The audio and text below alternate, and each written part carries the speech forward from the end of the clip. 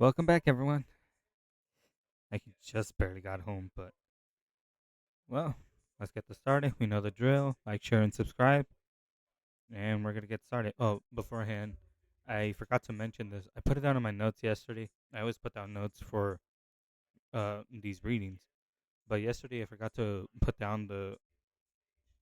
I forgot to mention the what happened in the final passage when Ham was basically cursed because he saw his father naked in Canaan. I looked it up, and apparently it was considered cheating back in the day. Basically, seeing your father naked was the same thing as like seeing your mother or doing relationships with your mother. I don't know how I don't know how that works. You can search it up on your own, but that's one thing I forgot to mention yesterday. Also, yeah, I did come late. I try reading these freaking I try reading these next chapters, and I have trouble with the names. So if you hear me mispronounce a lot of these words, yeah, I'm gonna butcher these names very badly. But let's get started with Genesis chapter 10. Alrighty, let's do this. This is the account of the families of Shem, Ham, and Japheth, and the three sons of Noah. The three sons of Noah. Many children were born to them after the great flood. The descendants of Japheth were Gomer, Mongama, Madia, Ja- Javan, Tablu, Meshichet, and Tyrese. The descendants of Gomer were Ashkenazim, Raphaelith, and Tagomora. The descendants of Javan were Elisha, Tar, Tarshim. Like I said, I had trouble. I had trouble the entire time reading these names. Kimet, Rodamia. Their descendants became the seafaring people that spread out to various lands, each each identified by its own language, clan, and national identity. The descendants of Ham were Cush, Miriam, Put, and Canaan. The descendants of Cush were Seba, Havilah, Sabata, Rama, Skabatak, Sabteka, and the descendants of Ramia were Shabbat and Danon. Cush was also the ancestor of Nimrod, who was the first heroic warrior on Earth. Since he was the greatest hunter in the world, his name became Privolvio. I can't say that word. People would say that this man is like Nimrod, the greatest hunter in the world. He built his kingdom in the land of Babylonia, in the cities of Babylon, Erech, Akkad, and Calent. From there, he expanded his territory to Assyria, building cities of Navalia, Rebuhuir, and Kala, and Rizim, the great city located between Nimrud and Kali. Mizraim, the names, I'm sorry about them. Mizraim was an ancestor of the Luftidi, Luftites, Amadites, Lehabatites, Napalatites, Path- Parasites, Cassiolitites, and Caphtorites. From them where the Philistines came. Canaan's oldest son was Sidon, and the ancestors of the Sidonians. Canaan was also the ancestor of Hittites, Jab- Jebusites, Amorites, and Gargashites. Havilites Archetype and Sintites. Archetype, Archetype, Zamorites, and Hamanites. The Can- the Canaan clans eventually spread outward, and the territory of the Canaan extended from Sidon of the north of Gerar and Gaza in the south. In the east, far from Sodom, Gomorrah, Amadah, and Zaboyah near Leshta. These were the descendants of Ham, identified by clan, language, and territory, and national identity. The sons of the sons were born Shem. The older brother was Japheth. Shem was the ancestor of all descendants of Eber and descendants of Shaman and Elah, Ashur, Aphrod, Aphrodax, Lud, and Armon. The descendants of Armon were Uz, Hol, Gether, and Mash. Aphrax was the father of Shelah, and Shelah was the father of Ember.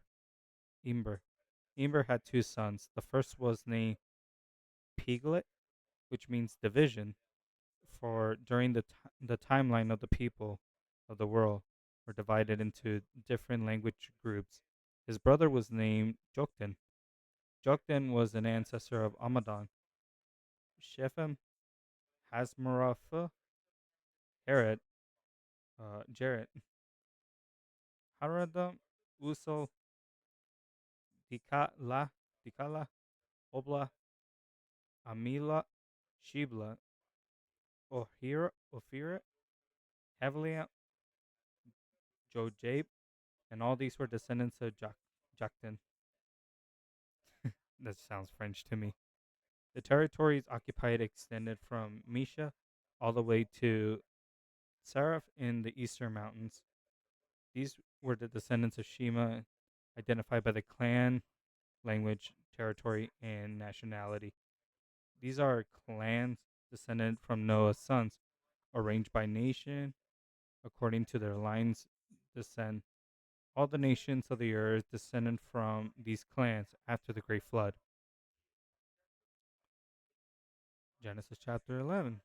At one time, people in the world spoke the same language and used the same words. As people merged to the east, they found a plain in the land called Babylonia, in the land of Babylonia. They settled there and began saying to each other, "Let's make bricks and harden them with fire." In the region of bricks, were used instead of stone, and tar was used for mortar. Then they said, "Come, let's go build a great city for ourselves with a tower that reaches into the sky. This will make us famous and keep us from being scattered all over the world." But the Lord but the Lord came down and looked at the city and the town the people were building. "Look," he said, "the people are united, and they all speak the same language. After this, nothing they set out to do will be impossible for them.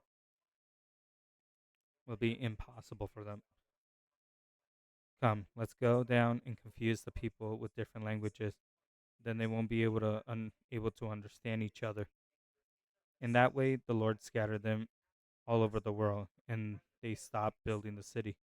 That is why the city is called Babel, because that is where the Lord confused the people with different languages. In this way, they scatter all over the world.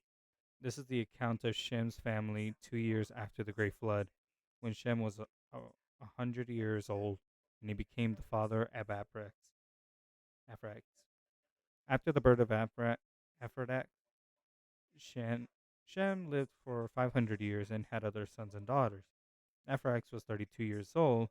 He became the father of Shelah. After the birth of Shelah, Aphrax lived for another 403 years old, and had sons and daughters. And Shelah was 30 years old. He became the father of Eber. After the birth of Eber, Shelah lived another 403 years and had other sons and daughters. When Eber was 34 years old, he became the father of Pele. After the after the birth of Pele, Eder lived another 430 years and had other sons and daughters. When Peleg was 30 years old, he became the father of Reu. After the birth of Reu, Peleg lived another 209 years and had other sons and daughters.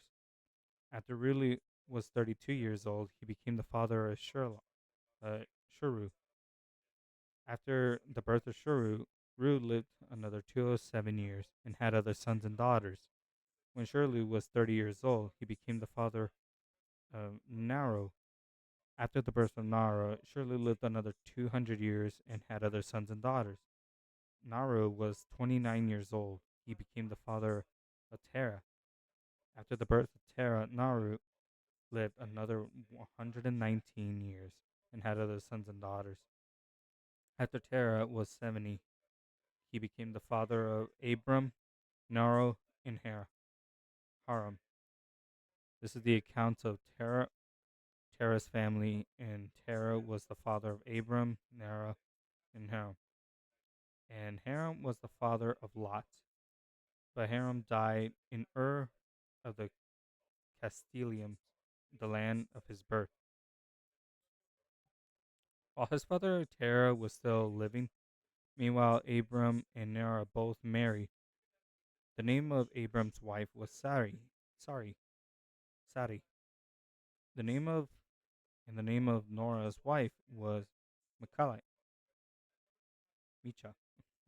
Michal was the sister of Ishak, or daughters of Nara's brother Haram. But Sari was unable to become pregnant and had no kids.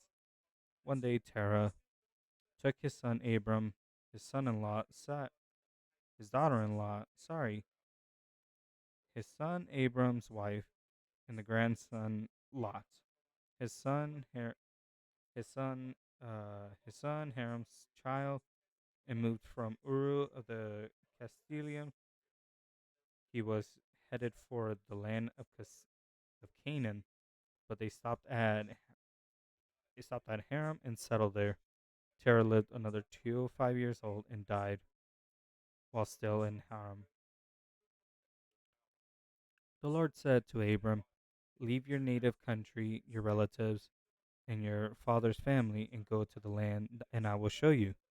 I will make you I will make you into a great nation. I will bless you and make you famous, and you will be blessed with others. I will bless you with I will bless you oh wait. I will bless those who bless you and curse those that treat you with competent competent. With all the families of the earth will be blessed through you." So Abram departed as the Lord had instructed, and Lot went with him. Abram was 75 years old when he left Haram. He took as wife Sarai, his nephew Lot, and all his wealth and his livestock, and the people had taken into household of Haram. They headed for the land of Canaan. When they arrived in Canaan, Abram traveled through the land as far as Shechem. There he set up a camp beside an oak of Morah. At the time of the area was inhabited by Canaanites. Then the Lord appeared to Abram and said, "I will give this land to your descendants." And Abram built an altar there and decided and dedicated to the Lord who appeared to him. After that, Abram traveled south and set up camp in the hill country. Yeah, with Bethel to the west and Ai to the east. There he built another altar and dedicated to the Lord, and he worshipped the Lord. Then Abram continued traveling south. The stages towards Negevel. At the time, at the time, a severe famine struck the land of Canaan, forcing Abram to go down to Egypt, where he had lived as a foreigner. As he was approaching the border of Egypt, Abram said to his wife Sarai, "Look, you are a very beautiful woman. When the Egyptians see you, they will say, 'This is his wife. Let's kill him.'" Then he came to her. "We can have her." My mistake. "So please Tell them that you are my sister, and then they will spare my life and treat me well of their because of their interest in you." And sure enough, Abram arrived to Egypt. Everyone noticed Sarai's beauty, and when the palace officials saw her, they sang her praises to the Pharaoh, their king, and Sarai was taken into his place. The Pharaoh gave Abram many gifts because of her: sheep, goats, cattle, male, female donkeys, male, female servants, and camels. But the Lord sent trouble plagues upon the Pharaoh and his household because of Sarai, Abram's wife. So the Pharaoh summoned Abram and accused him sharply. "What have you done to me?" he demanded. "Why didn't you just show? Why didn't you just tell me that she was your wife? Why would you say she? Why did you say she is my sister? Then allow me to take her as my wife. Now then, here is your wife. Take her and take her out of here." Pharaoh ordered some of his men to escort them and sent Abram out into the country along with his wife and all of his possessions. Ugh.